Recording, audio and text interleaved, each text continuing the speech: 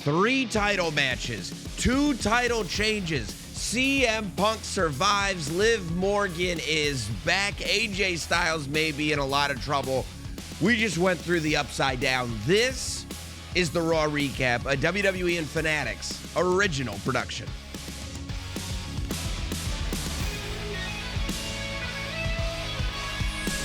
Oh, boy.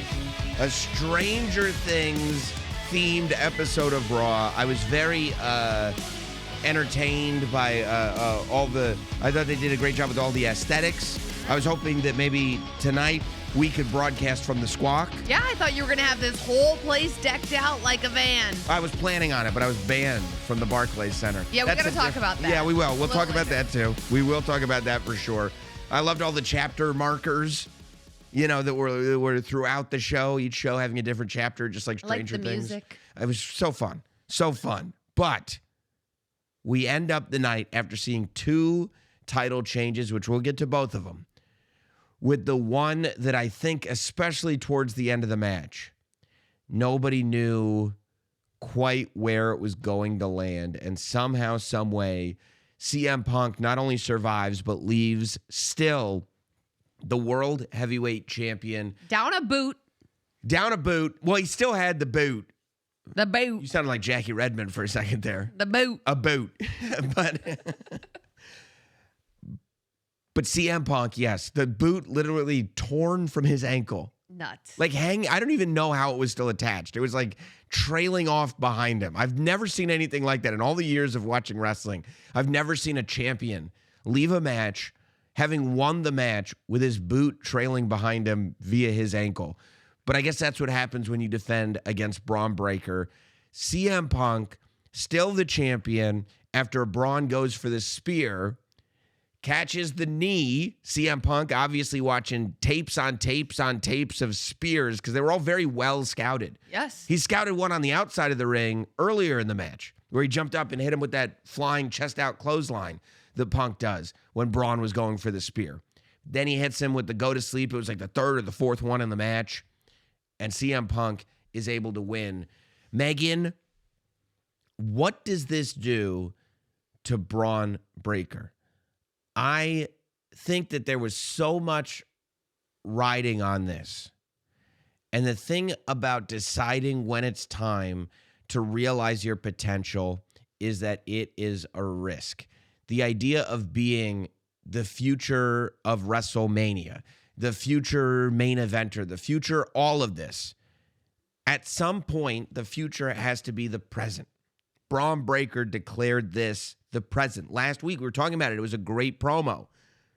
But regardless of whether Bron Breakker was on a football field instead of wrestling on the indies, CM Punk's the one that won this match. When Bron Breakker had a shot at the biggest title on Raw, he lost. What does this do to Bron Breakker? I mean, it's got to make Bron Breakker angry, hungry. I do think on the big stage, Braun did, while he didn't win, he did. The spot when he went through the table, right? He's standing on the top. Unbelievable. And there's a moment there where I say, oh my gosh, is he going to make it? Right? And the fact that Bron Breakker hasn't been doing this that long, and he's in this unbelievable match with CM Punk, but it's not just about being there. When you come out and declare yourself as the future of the business and say that the future is now, and you don't win the World Heavyweight Championship, when you walk backstage, that's tough. Let's go back to the football field. Let's go back to the athlete that Bron Breakker is. 24 hours ago, I hate to bring it up for fans that may still be reeling. The Baltimore Ravens had one of the best games they've had all season, right? But they didn't win. And what's the headline? Not only did they not win, it was embarrassing. And they're not going to the playoffs. And that's it. That's the whole headline, is that they missed a kick at the end of the game that was blessed, by the way. The end zone was blessed. That's a whole different story. But they missed a kick, one kick that they missed at the end of a great game. Cost them the season. And that's the headline. That's the news that gets reported. It is very difficult for Bron Breakker to show up to Dusseldorf next week Yeah. and say, hey, I'm the future world heavyweight champion.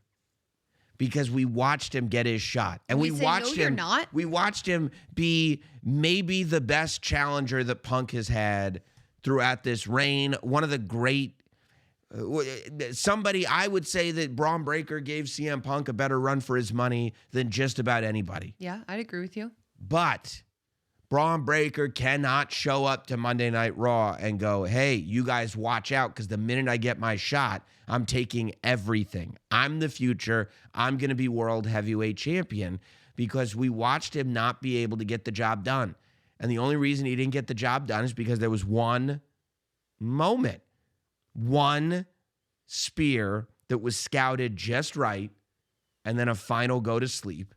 And CM Punk, the guy who is standing in the way of this guy, Bron Breakker, the guy who does not come from the world that Bron Breakker comes from, he's the one that won. He's the one that is the world heavyweight champion. It's not like Bron Breakker can show up and go like, okay, well, I'd like another world heavyweight title match. And by the way, the vision was there to give Bron Breakker a little bit of an assist. Well, yeah, but CM Punk apparently is best friends with every luchador. Good for CM Punk. Because look, I'd be best friends with them too. Because the luchadors were right there. I felt like that was even Stevens. You know, you're right. The vision was there to help out Bron Breakker, but CM Punk had backup too. But Bron Breakker not capitalizing tonight and not becoming the world heavyweight champion certainly impacts the entire vision. In the sense that it's like, right, because Bron Breakker is, I would argue, the team captain. Yeah. Vision team captain. So it's not like, I mean, does Austin Theory step forward now? Does Logan Paul step forward now? I mean, I kind of feel like if Bron Breakker couldn't get it done, and maybe he just couldn't get it done tonight, but I kind of feel like if Bron Breakker couldn't get it done, then it's like, okay, when does the vision actually become the vision? And I think you could see it all over Bron Breakker's face. And he knew it too. And you saw him, and it was this amazing moment. That moment in the match when he was realizing, all I have to do is hit this spear. Spear, 1, 2, 3. Spear, 1, 2, 3. He smelled it. He sensed it. And you could feel as he was getting ready for that spear, going, please turn around. Because I'm not just looking forward to this spear. If I can hit this spear, then I get to call myself the world heavyweight champion. Rick Steiner was amazing as a pro wrestler. He was never WWE World Heavyweight Champion. His uncle Scott Steiner, amazing as a WWE wrestler. Never World Heavyweight Champion. And Bron Breakker was about to bring it home to the family. And in just one instant, he was not able to bring it home to the family. All the while, CM Punk, not by mistake, is wearing U of M colors on his trunks. Everybody's making a big deal about this varsity jacket that he showed up in. You think CM Punk was wearing Michigan colors by mistake? No, he's a student of the game. He ate a Steiner liner in there.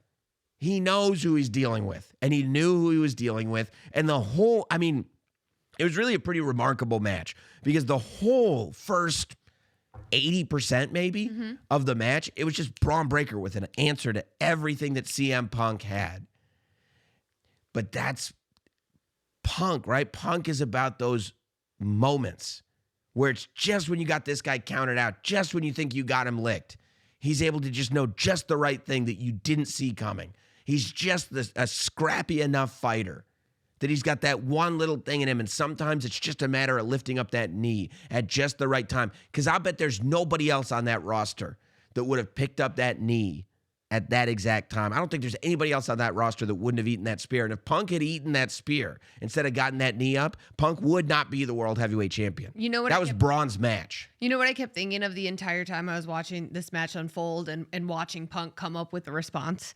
I kept thinking about last week when he said, I'm not ready to give this up. Right. And that's exactly the energy he took in the ring. You felt it with every kick out, with every response that he had to Bron Breakker, that he wasn't ready to give up the world heavyweight title. And then he's still CM Punk, and that he's not taking it for granted. And he can still go. I mean, Like, obviously, yes. right? But that's what I mean, that he's not taking it for granted. He's not going based on reputation Nope. or coasting on that or playing the hits or whatever it is. It's not I was the best in the world. I still am the best in Actively. the world. Actively. And I want to be an active, defending world heavyweight champion. And on an episode of Monday Night Raw, where you have sold an incredible amount of tickets in the Barclays Center, where you've got all of Netflix watching because the Stranger Things are all over the place, where the whole world is this title match that has been promoted for a month now. You don't want to be the guy, if you're Punk, who's there to usher in the new guard. Punk's not ready to take on that role just yet. And in order to not take on that role, he had to fight, and he fought. So, I mean, listen, I almost feel like if I'm Bron Breakker, I've got to bide my time now and just, because there's not like you can sit there and claim anything was unjustified. And you're right, in terms of the highlight reel, the stuff that Bron Breakker did in this match. Bron Breakker coming off of that top rope. And you heard me, we were watching together. I was like, oh, no, because it's like that. This could go wrong in so many different ways. Yeah. But Braun coming off the top rope and hitting that clothesline all the way onto that commentator's table. It's a long way to go. Incredible. That's the one that I think ripped his boot. CM Punk's. Boot. His boot. But, I mean, for me, I'm going like, look, and I don't know. This is just what pops into my head. I'm looking at the calendar, and I'm going, hey, let me not make any bold statements. Let me not act like I was cheated, because I wasn't cheated. I had distractions from Paul Heyman. I wasn't cheated. I lost that match. That one match I lost. If I'm Bron Breakker, I go, okay, don't worry about beating Punk right now. I got to go beat 29 guys in the Royal Rumble.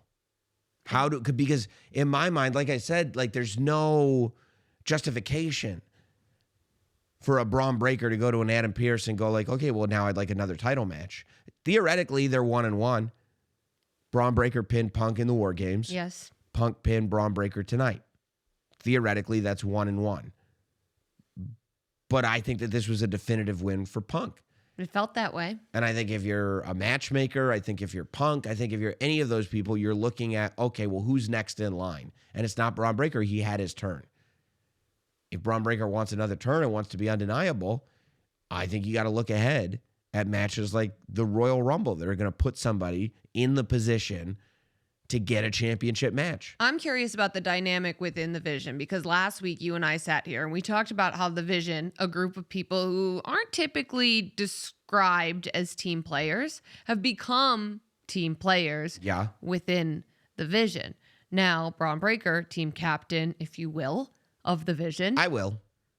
He doesn't get the job done with the World Heavyweight Championship. Are we seeing such a cohesive unit within the Vision? Are we seeing everybody acting as a team player when the leader couldn't get the job done? I don't think you learned anything from Austin Theory last week. He'd be furious if you brought that up. Someone's got to point it out, right? You're not wrong. But I would say the only thing is, if I'm playing devil's advocate here, because you're right, that could be something, right, where they're going, wait a minute, you were the guy that was supposed to get this done. You didn't get it done. I would turn around and go like, okay, but guess what? You guys are the ones that got chased off by Rey Mysterio, Dragon Lee, and Penta. I watched Bronson Reed get knocked down by the three luchadors. I watched Logan Paul and Austin Theory. I watched them all get chased out. So it's like, ultimately, you got to go back to the full planning of the Vision and realize that this didn't work on any level. This plan didn't work. If those three guys that you're saying might be looking at Bron Breakker and saying you didn't get the job done, if I'm Bron Breakker, I'm going to turn around and say, well, you guys didn't either. You guys ran away. What happened to you guys? And do you really want to sit there if you're, say, Logan Paul and Austin Theory? Do you really want to sit there and say, well, you didn't get the job done? It's like, okay, well, apparently you got some beef with Rey Mysterio and Penta. So before you go throwing stones in this house made of, the thinnest glass that you've ever seen, let's make sure that we take a look at what you're doing. Well, we know that Logan Paul would love a World Heavyweight title opportunity. Of course, Logan Paul would love a World Heavyweight title opportunity. So he's it got could other complicate based on dynamic what has within the Logan division. Paul done? I Get a agree world with you. heavyweight title Nothing opportunity. right now. Nothing. Except run right his now. mouth. Yes. You can't scam your way into a world heavyweight title opportunity. Well, Logan Paul has scammed his way into a lot of things. I mean, sure, but I don't see it happening. I mean, I just don't see the justification yet. Now, look, if Austin Theory and Logan Paul were to get victories over Penta and Rey Mysterio, now you're talking about big victories. Now you're talking about stuff that could lead you to this other place. But this idea that, like, CM Punk has to go on this, like, gauntlet mission against everybody in the Vision. No, I don't think right? that. No, I don't think that. I just wonder about within the Vision. Who's in the? Let me ask you this. There's 4 guys in the Vision, right? Not counting Paul Heyman. One of them pinned Roman Reigns. That's right. What if that's the guy that wants to step up? You know, I mean, you're not wrong about this stuff. I just think that, like, especially now in the space that we're in, as competitive as everything is, these title matches have to be earned. Yeah. And I'm sure there are people outside of the Vision. They're like, hey, what about me? What about something over here? You know what I'm saying? Mm-hmm. So, yeah, I'm very interested to see. I'm interested to see what the dynamic of the Vision is after this. To your point, like, do they have to retool? Do they have to get on the same page again? And I'm very interested to see what the story of CM Punk as the world heavyweight champion is going forward, because Bron Breakker has been this cloud that's been looming over the head of CM Punk. Now, look, I think the last month of everything that we've seen between Bron Breakker and CM Punk, I think Bron Breakker's stock has raised significantly. Yes, even before tonight and then after tonight, what he did in the match, I think his stock rose significantly. Yes. And I don't think it dips all the way back down, to the beginning because he lost. I just don't think, I think momentum. It's a real thing. You know what I mean? And we might have a little jerk stop in the momentum. And what you've got to do now is figure out how to regain that momentum. Mm-hmm. Figure out how to make the audience believe that what happened at Raw at the Barclays Center, at Netflix 1-year anniversary, at Stranger Things Raw, what happened there, make me believe that that was the outlier. Make me believe that that was the fluke and that the next time you're going to get it. Because, like, it was a great match. And it felt like it came to a result that was deserved by the end of it. So how are you going to make me believe? Make me believe that that was a fluke. Bron Breakker wins the Royal Rumble That's one way to do it. and comes after CM Punk.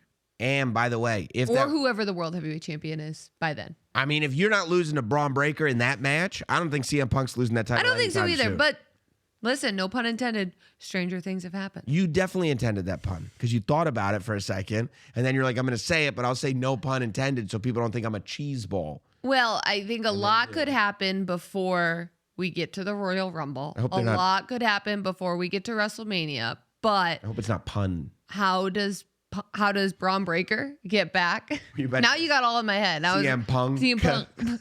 No, now how does Bron Breakker get back to that momentum? He wins the Royal Rumble. Possible. And comes after the World Heavyweight Champion. Easier said than done. You're telling me. We're talking about Stranger Things. That's why Megan was dropping her puns that she's been working on all night. She was writing down all these puns. That's right. All night. She got her first one off. You're going to have to listen to the whole show. She's got half a dozen ready to go in the chamber. Not true. But Raw went Stranger Things, and the crossover, well, it doesn't stop on Monday Night Raw. WWE has teamed up with Stranger Things for an exclusive new t-shirt collab. Yeah, look at these things. Available now at WWE Shop and Fanatics. You can rep your favorites like John Cena, CM Punk, Roman Reigns, and more. With this new collection, look at that. That's an Undertaker logo mixed up in the upside down.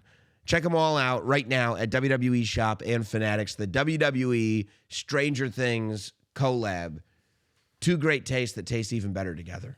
Unbelievable. You're the first person I've ever met that says collab. I always say collab. No, collab. Collab. Because I'm one of the coolest people you've ever met. Collaboration. So you say collaboration? Collaboration, actually. The word is based on collaboration. I think that's how it's pronounced. That's how you come across right now. Just so you know. I do not. Yes, it you do. sound like that at all. Everybody at Northwestern I'm not sounds like that. nearly that nasally. It's a little nasally, to tell you the truth. But okay. Let's talk about it. You want to talk about it? We'll talk about it. Another title match. Let's talk about the Intercontinental title match. Well, before we get there, can we talk about a bigger issue? I've actually had a lot of conversations about this today with everybody behind the glass there. Raw tonight. Even KC? Even KC. I mean, Gavin is so mad about it. He just didn't show up to work today. He's mad at who? You? You. Me? You. Raw tonight is in Brooklyn. We, Stamford, Connecticut. Just a stone's throw away. We should have been there tonight for Raw, but unfortunately, everybody's trying to work out these details. And Becky's lawyers called, and they said, Raw recap show cannot attend because of you. I'm too Sam associated Roberts. with the show. That's right. So we couldn't go, so we had to go here. And I've been talking to all the guys about how I think you're holding me back in my career. That's what you've been saying to them? And they agree. They think I'm holding you back. Yes, they all do. They're not. I'm not holding you back. It's unreasonable, by the way. And I do think I could have been at Stranger Things Raw. No, I wish he'd gone. I do too. I couldn't. Because of me. That's right. That's the power that I have. Well, just because I'm the one who does the cold opens. Yeah. I did see that. I said I couldn't believe this. When I saw I was welcome. I know. I saw it in the tweet. Becky Lynch tweets out that I can't go to the Barclays Center. No. And I go, well, this is ridiculous. And I call up the crew. I go, what time are we going to Brooklyn? They go, no. Get back in the Stanford basement, Sam. That's where we're doing the show from. The word has come down. I go, who said this? They go, we're not going to say. I go, I hope it wasn't. They go, we're not going to say. But I mean, you're not wrong. We're not in Brooklyn. And there was a tweet that went out that said, under no false pretenses, am I allowed in Brooklyn? And now I'm not in Brooklyn. But for you to blame me for that instead of an unreasonable two-time Intercontinental champion. What is with the tone and two-time? It's a historic moment. I know another two-time Intercontinental champion that you came in dancing and say, oh, a two-time Intercontinental champion, Dominic Mysterio. But when Becky wins it twice, you go, two-time. Dominic Mysterio didn't ban me from an arena. Yet. Why would Dominic Mysterio ban me? I don't know. When he gets word about how you're stifling others' careers, maybe he will want to keep an arm's length distance away from you, Scam Roberts. Stop calling me that. All I do is try to give people opportunities, okay? That's it. And then all of a sudden, somehow I become the villain. It's ridiculous. We are in Stanford. We are. There are a lot of context clues here. I don't know how it happened. I don't make those decisions. They're above my pay grade. But I'm so sorry that you had to go to WWE HQ instead of the amazing Barclays Center in the Upside Down. I could have had boots on the ground to witness history. And I wish one of them had ripped off your ankle. Female wrestler of all time become a two-time women's Intercontinental champion. No one's ever done that I thought you before. were talking about Liv Morgan. She's never been women's Intercontinental champion. That's why I was confused for a moment. Well, Becky Lynch, regardless of tweets, I thought she was not going to win the match because I thought she'd been ignoring it because she'd been tweeting so much. But apparently, somehow, she's also been, I don't know, doing tape study or whatnot. Becky Lynch, and look, what can I say? It was a slick pin. Thank you. It was pretty slick. And I say that because I'm a reasonable person who can call it like I see it. Unlike the Intercontinental champion.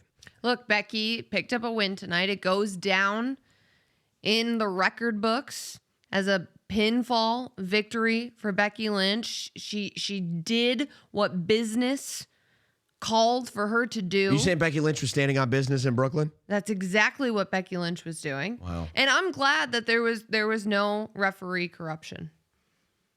Who is the referee? Danilo? That cheap ass Danilo. He probably got paid off. You know what? Honestly, He's susceptible. because finally we had no corruption in a match. He should get a raise. Oh, now they got the tweet. They were worried. You know what? They were upset about it because why would they have the tweet ready to go? We were all supposed to go to Brooklyn. This is what Becky Lynch wrote. I've asked my lawyers to ensure crooked reporters and so-called, quote, wrestling media be barred from Barclays tomorrow. This was sent yesterday. Awful Ariel Helwani. Scam Roberts. That's right. I wonder where she got that nickname from. I don't know. Delulu Dave LaGreca. And Pipsqueak Peter Rosenberg. That one got you. Just calling a grown man a pipsqueak is a totally different deal. You know what I mean? They're not welcome. Oh, wow. This is horrible. This is great. This is the best part. Keep going. Marvelous Megan Morant. I thought she was going to talk about Marvelous Mark Marrow for a second. Marvelous Megan Morant, who, quote, parentheses, who has pledged her loyalty to me as a Becky believer. That's right. Is the only news source the WWE Universe can trust. Why does she think everybody that talks about wrestling is a journalist? I'm not reporting. It's a podcast. I'm not this is Scoops Roberts. I'm not here to give you the scoops. I just watch the show and tell you what happened. And usually it's Becky Lynch being an unreasonable human being. Not tonight. Wow. Not tonight. I will say. Oh, you're about to compliment Becky Lynch. Maybe not fully compliment. Okay. Certainly not on her social media game, quote unquote. I am concerned that with all this training that Maxxine Dupri was doing, I'd love to hear what Daddy has to say.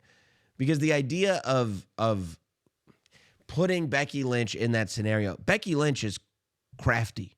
Mm-hmm. You know what I mean? She's a bit of a sneak. She's got a few tricks up her sleeve. Oh, yeah. She's ready to take advantage of absolutely any scenario. So the idea that Becky Lynch was able, and it was slick, was able to roll back while her ankle was in the ankle lock, realizing I can survive this thing for 3 seconds. And then she was close enough to the rope to hook the arm on the rope for leverage, which somehow Danilo, as cheap as he is, should buy himself contact lenses or something so he can see what's going on in the ring. Doesn't see Becky Lynch scooping that rope and gets the 1, 2, 3. And Maxxine is befuddled by the whole thing. That's another one. We were talking about Bron Breakker. Maxxine has been on this trip ever since winning the Intercontinental Championship. You remember what her vibe was like when we interviewed her when she first won that title in person. You did not want to do the interview, but I insisted at Madison Square Garden. It was a big deal. And I feel like ever since then, she's been all fight. She's been ready for anything. It's been a totally different Maxxine than the one that was, kind of like, oh, gee, I don't know. Just happy guys. to be there. Yeah, learning Maxxine. It's like, okay, go train. You got the title. You got 3 victories over Becky. Go train. Go do your thing. Get better, get better, get better. When you get hit with a loss like this, where you lose your title, it's on the premiere for Netflix, and it's in another borough of New York City. Didn't she win the Intercontinental title in Manhattan? She did. Right. So, does Maxxine now have to go back to the drawing board completely? Does this shake her confidence to the point where it's like, oh, like I said about Bron Breakker, it's a momentum stopper. Does it shake her confidence to the point, oh, maybe I'm not as good as I thought I was. Maybe I'm not ready for the matches that I thought I was. Or does she go, no, Becky hooked the rope. I'll be able to get her next time. There is the argument to be made about the fact that Becky did hook the rope, but then you take a look at the way that Maxxine won the title from Becky. How's that? AJ Lee interference. Well, she was in the aisle. Giving Maxxine the opportunity. That's not interference. To catch the man off guard. Very rare that she's ever off guard. It couldn't be that rare. AJ Lee didn't even make it to the ringside area. Well, Becky is we all know this about Becky, rule follower. She hooked the rope. Rule following Rebecca is what I believe they call her. She hooked the rope to win the title. You have to do what you have to do. Stand on business. That's against the rules. Well, she's learned since then. Right. Because she's always evolving.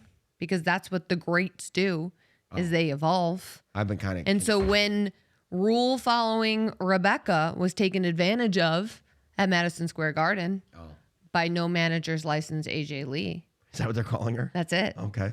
I think Becky has a couple other names for her. They're not coming to me at the moment, but I'm sure they're all over the internet.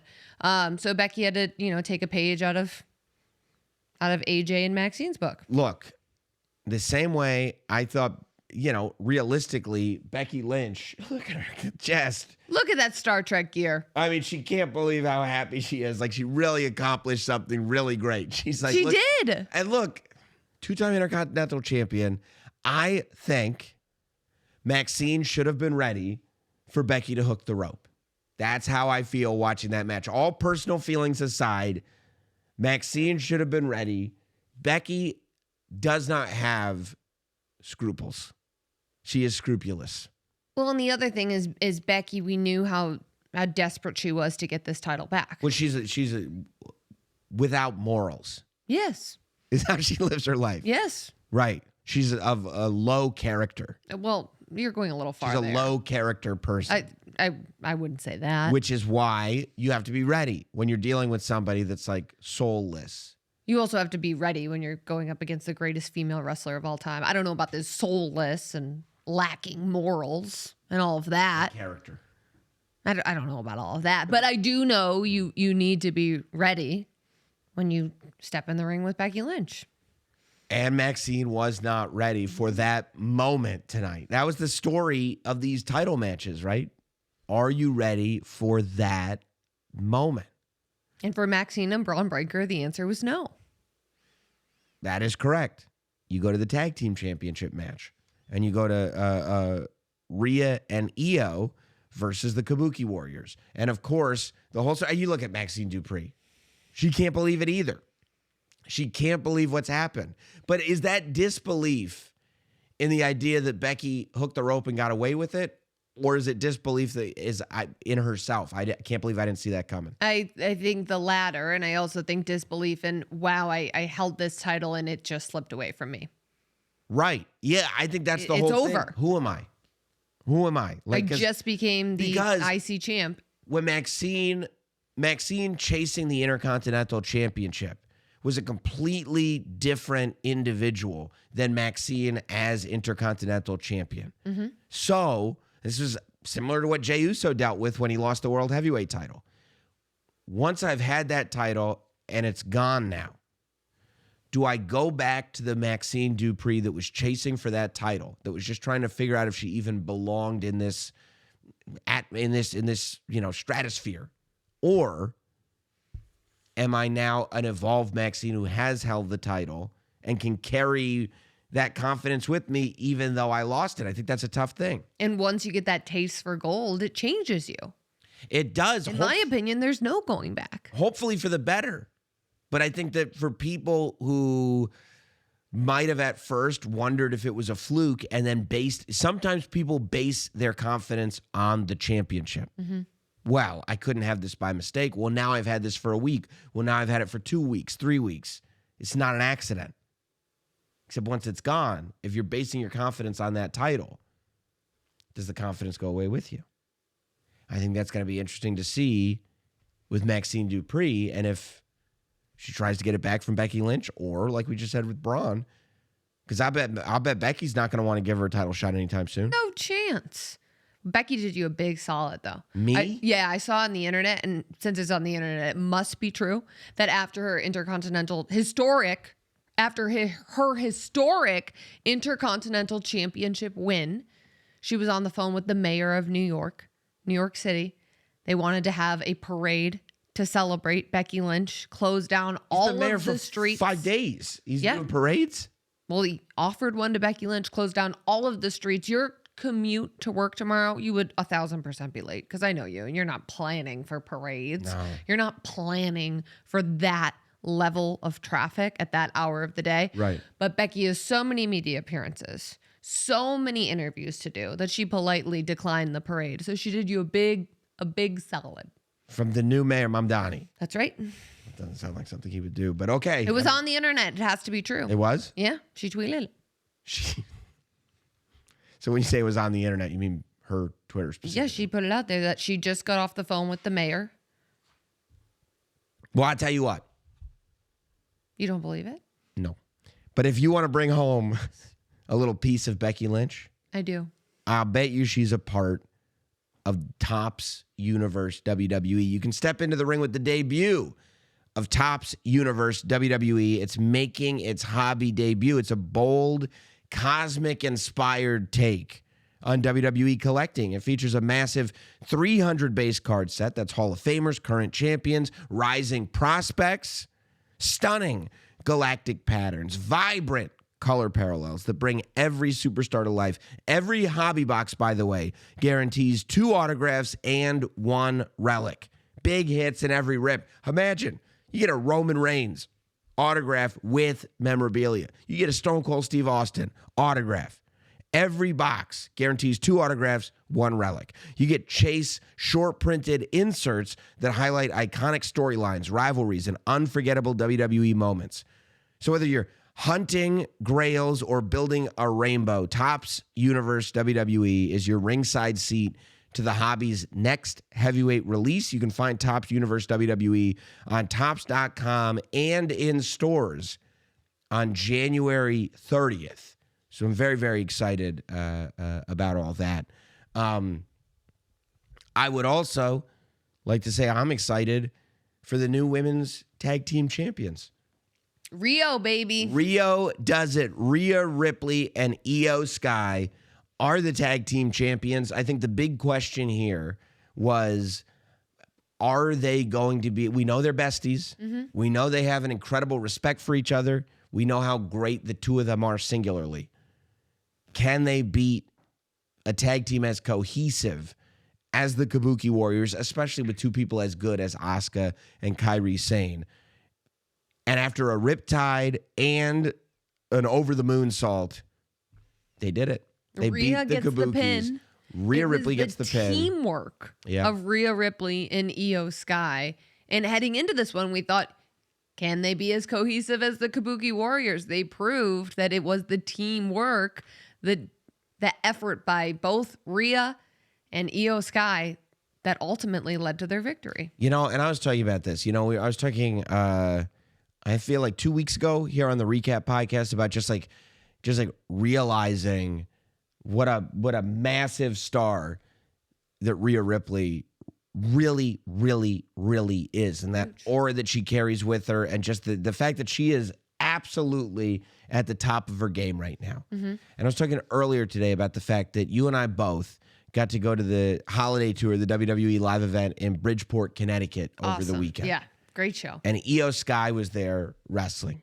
And when IYO came out, it was just like star radiated off IYO. And the people went nuts for her, and everybody was going crazy, pointing at their heads. My kids were pointing at their heads. Everybody was doing it. That was one of my biggest takeaways when I got home. I said, wow, IYO is a star. A star. And I knew that going in, but when you sit in the crowd as a fan, it is different. It hits you. You experience it different. And you see the reactions around you. And you see all the kids in Bridgeport, Connecticut putting their fingers to their head and doing the IYO SKY. And they also happen to be like the best wrestlers. IYO SKY, who people will have conversations with about where she ranks, men or women, in ring wrestling in the WWE. It's high on the list. I just had Chelsea Green on the radio show today, and she's out of nowhere just brought up how when it comes to matches in the ring, Rhea Ripley is one of the best people to watch. She's just so good in the ring. And I'm sitting there, right? And I'm looking at these two with the women's tag team championship and thinking about how this division, the women's tag team division, has grown a lot. Tons. Over the last few months. And I am thinking you could make a real argument. I think that right now, the 2 best women on the entire roster are the tag team champions. And I think that that is a wild thing to realize. And that only speaks to how much talent is on this roster, because you've got 4 singles champions as well. But to me, the reality is, if you're asking my opinion on who are the 2 best women on the entire roster in the WWE, it's the tag team champions. It's IYO SKY and Rhea Ripley. They are your 2 top women. And now they're the tag team champions. And it's so crazy because you think about what happened 11 months ago when IYO SKY shocked the world and beat Rhea Ripley for the Women's World Championship on the way to WrestleMania. And we watched it together with our jaws on the floor, 11 months unable to comprehend what had just happened.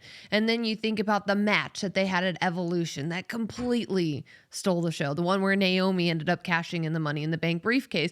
And when these two got together as a tag team, I'm thinking, this is not going to be able to work, because IYO SKY has been the one thorn in Rhea Ripley's side. I remember that because that's the day I pointed out you're a hater. Well, and I think since they became a tag team, myself and a lot of others have questioned.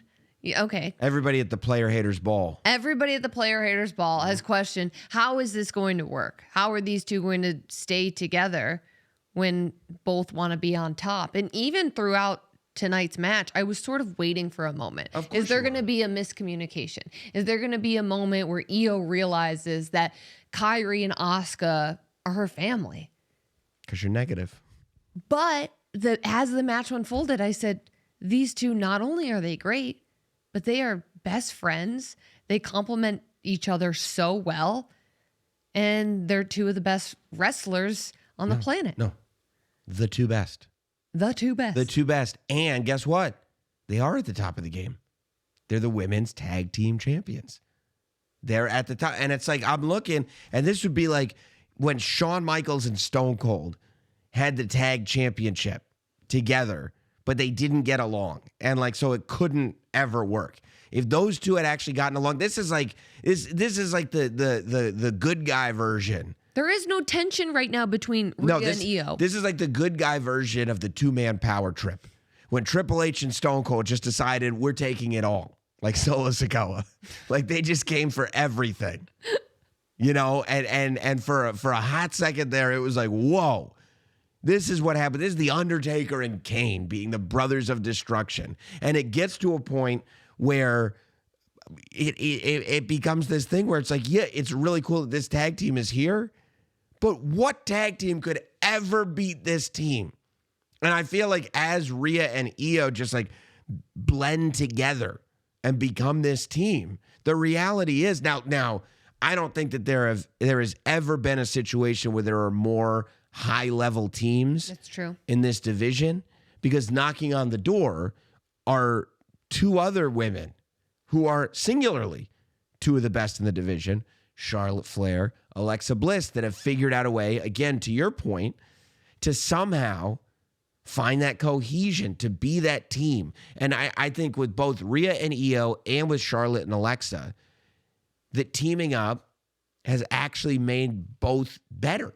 And then don't forget, you have Nia Jax, who's so experienced and so accomplished in the ring, and the upstart Lash Legend, who has shown... Are you talking about the bougie bully? That's who I'm talking about, who's shown in just a short time how destructive she can be as well. And Bayley and Lyra Valkyria are knocking on that door as long as Lyra keeps smacking Bayley in the face to wake her up. And I know Liv Morgan was in singles action tonight, but she and Roxanne Perez are a force to be reckoned with. Forget about it. This is a deep division. This is a deep division. But it is so crazy. Like, you know, you bring up Triple H and just there's no tension between IYO and Rhea. No. Nope. Who's going to stop them? I don't think anybody right now. I don't think anybody. I don't think any of those teams that we just mentioned are sitting there going like, okay, yeah, that's the roadblock. I don't think so. It's a wild thing. It's a wild thing to consider. I'll tell you, I don't think anybody can stop them. And I don't think anybody can stop you from meeting your favorite athletes this summer. Oh. How do you like that? I love that. How do you like that? I love that. Because the big news for WWE and sports fans is that the world's #1 sports fan festival, Fanatics Fest, is making its return to New York City. Fanatics is bringing you closer to the leagues, teams, superstars, and athletes you love across 4 action-packed days in July. Meet your favorite WWE superstars, get your hands on exclusive merch, catch live podcasts, and interact with the biggest names in sports. Tickets are on sale now. And Raw Recap fans, well, you can get 10% off by using code RAWRECAP10 at checkout. That's RAWRECAP10. Get those Fanatics Fest tickets now. Hopefully, We will see you there. Do want to mention quickly, this video made it onto social. It happened during one of the Netflix breaks, but Adam Pearce made it official tonight. Javon Evans signed his deal. There's a photo of Javon and Triple H in the Stranger Things upside down infused gorilla position, but Javon Evans officially a Raw superstar.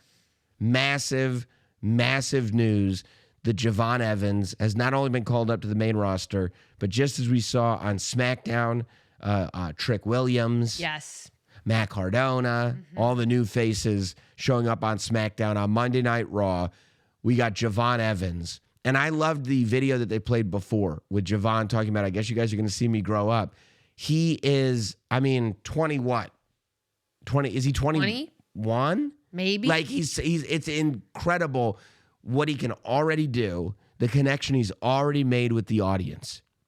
And you look at guys right now, the fact that and this is just a wonderful cycle that is professional wrestling, that to close out last year, we get the retirement of John Cena. And then to start this year, we get Javon Evans entering the Monday Night Raw roster. And this is a guy who, realistically, you're talking about 25, I know, maybe more years that he's going to be able to do this. It's unbelievable. I can't wait for it. And for anybody that hasn't seen Javon Evans, you're in for a treat. You probably saw him at Saturday Night's Main Event, the John Cena Saturday Night's Main Event in December with a tag match with him and Leon Slater against AJ Styles and Dragon Lee. But if you haven't, man, he's going to be a force on Monday Night Raw. Yeah, and I can't wait to see what Javon does. It's really exciting, as two fans of NXT to see all of these NXT superstars get their opportunity. I feel like Saved by the Bell and Bayside's graduating. We're about to get into the college years. And that's an underrated show. So that's good news. It's great news. Yeah. So speaking of AJ Styles, do you think he should just retire now? AJ Styles, when Gunther said, "What is little AJ going to do about it?" He bent down. He got to eye level. But condescending. Yes. Eye level. He bent down to talk to him. So first, Gunther comes out. I don't know what Adam Pearce is thinking. He tells Gunther, if you're going to go out there, be respectful. Oh, okay. Thanks, Adam Pearce. Oh, I'll definitely do that. Thank you, Adam Pearce. You know what? I wasn't being respectful, but it's only because nobody told me to be respectful. Now that I've been told to be respectful, thanks, Adam Pearce. I hadn't thought of that. Now I'll definitely be respectful. I definitely won't make it worse. Because I love to do what people tell me to do. Yeah. I want to make sure that everybody's pleased. Gunther is a well-known people pleaser. Yeah, that's what everybody says about Gunther. People pleaser. Is his one flaw? He's too much of a people pleaser. He cares too much. You talk about anybody that doubts the level of hated that Gunther is, going back to that live event that we went to. Wow. Bridgeport hates him, I'll tell you that. He's booed out of the building. It was nuts. But he gets booed out of the building in Brooklyn as well, as he's been booed out of the building in every building that he's been in since he made John Cena tap out, as he puts it, like a little bee. Yeah, he had a shirt with it. And he did have a shirt made, the whole thing. So he gets asked to be respectful. He's not respectful. And AJ Styles interrupts.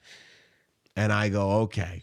Yeah, look, and he smiles, Gunther. He smiles as he holds the t-shirt up. Almost like, look what I did.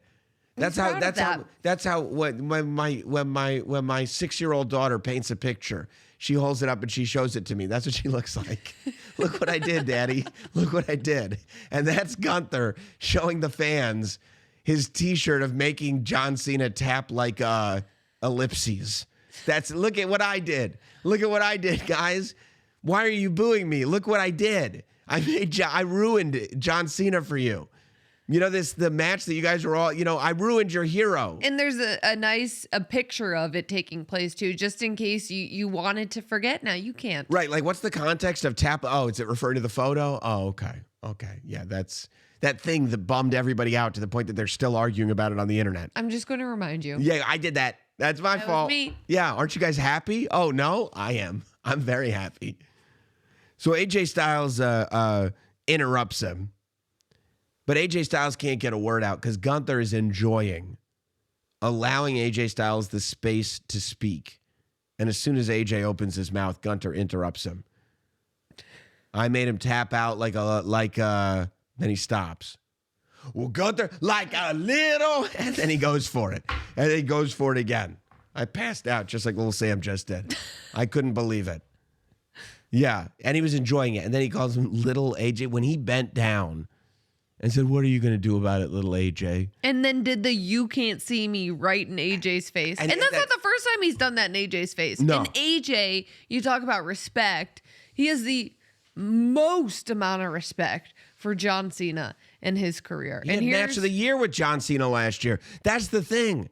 Everybody's like we're looking at two guys who had John Cena matches in John Cena's retirement run. One did it the right way, in a way that win or lose. It's not about the result.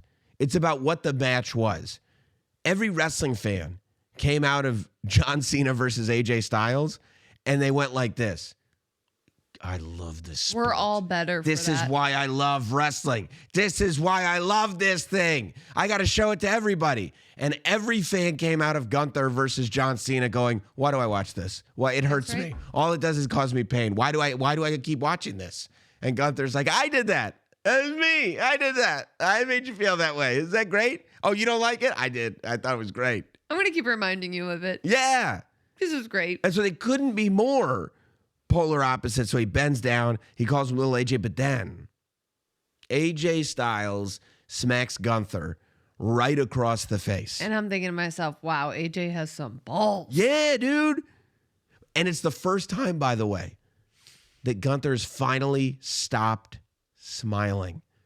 Gunther got mad. I have seen that guy has been smiling ever since the evening of December 13th, about 10:15 p.m. Eastern Standard Time on the 13th of December. A smile was plastered on Gunther's face, and it was not removed until, I don't know, about 9 p.m. Eastern Standard Time on January the 5th. That's how long that smile was on his face. But AJ Styles smacked it right off his face. It's not something, and I don't know, maybe Gunther thought that after he did what he did to John Cena, he was going to be able to say whatever he wanted, and nobody was going to touch him, nobody was going to mess with him. But AJ Styles smacked him hard right across the face and said, what are you going to do? Exactly, nothing. Just like he had stood up to a bully. And so what does Gunther do? He goes right backstage and tells Adam Pearce, I want a match, and I want it next week. It's going to be very interesting. I don't even want to think about it. Well, it's going to be very interesting to see, too, what the reaction that Gunther gets in Germany is. I know. Like, I mean, John Cena is beloved worldwide. So was AJ Styles. Not like John Cena. No, not like John But Cena. Nobody is like John. But that's my point. That will Germany, who has historically loved Gunther, will they cheer for Gunther? Will they be the one crowd that will cheer Gunther? Or will they also boo Gunther because of what Gunther did to John Cena and how he's behaved since what Gunther did to John Cena? I don't know.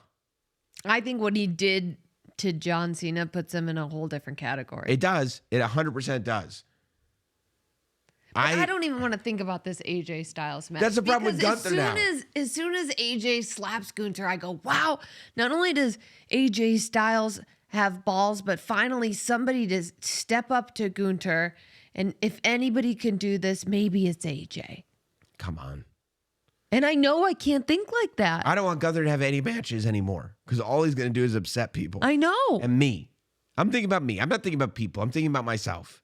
And then AJ doubles down and he runs into Gunther backstage when Gunther's demanding a match with Adam Pearce. Well, listen. I mean, maybe there's this idea, right? Because I believe that you, I believe, were the one who I was talking to that was talking about how Gunther is always just business. And I was like, not anymore. Not anymore. No, ever he's since not. he came back for John Cena's retirement tournament. Well, I would think in the tournament, he was about business because the business was getting to John Cena and getting to enjoy the fruits of his labor. The business was getting that match with John Cena and getting John Cena to tap out like, Like a little bee. That's exactly what I was thinking. Once he did that, then it was about antagonism. Then it was about something else. It was about enjoying the fact that he had ruined this for people. Basking in it. Yes.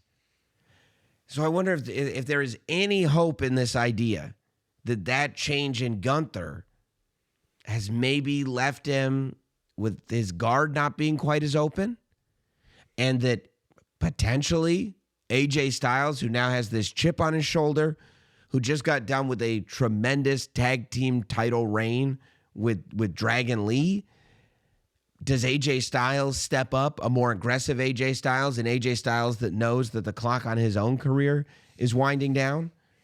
Because again, for tonight, we were talking about Bron Breakker. We were talking about Maxxine. If AJ Styles goes down to Gunther, especially, bro, AJ Styles can't tap out to Gunther. No. But he might tap out to Gunther. I think Gunther's going to do everything in his power to make AJ Styles tap out. Oh, I hope AJ Styles does not tap out to Gunther. Gunther's going to do everything in his power to make sure that AJ Styles can't leave Dusseldorf. I know. I really hope I don't see AJ Styles tap out to Gunther. I mean, that's why I don't want to think about this match. I know. And then there's also that sliver of hope where you go, well, if anybody, it's AJ. Of course. But are we going to fall into that trap again? I don't know. I think our emotions are going to lead us there. It's already starting. I think that's the beauty of pro wrestling. Our emotions are going to lead us there. Well, we'll see, man. We shall see. It was a tremendous Monday Night Raw tonight. Yeah, what a start to the new year. A big start to the new year. I think that now we're on the road. We're headed out on the European tour, headed towards the Royal Rumble, headed towards Elimination Chamber, headed towards We aren't headed anywhere because we're stuck in the basement here. And whose fault is that? That's yours. All right. You're holding the show back. Well, I'm not trying to. I don't know where these tweets come from, but it's not something that I'm trying to do. Make sure you're subscribed to the Raw Recap Podcast everywhere you get podcasts, across all audio platforms, across YouTube. What a night. We will see you next week after Raw in Dusseldorf. Have a good one, everybody. I hope AJ doesn't tap. You got that friend in Dusseldorf. I do. Hello.